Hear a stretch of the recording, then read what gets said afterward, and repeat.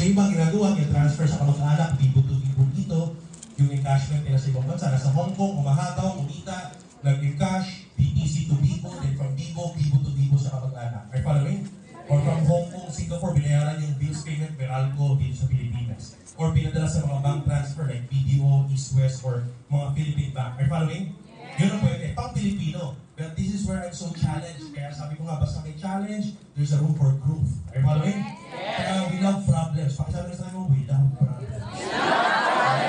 Kaya pag may problema, pag ikaw yung reklamador, ikaw yung complainant, walang kinabukasan sa buhay mo. Are you following? Pag may problema, ang tawag ng opportunity. Tama ba? Yes! Opportunity, may problema kayo pag problema. Gusto natin yan. Kasi kaya nga tayo may negosyo kasi may problema. Wala tayong naong dito kung walang problema.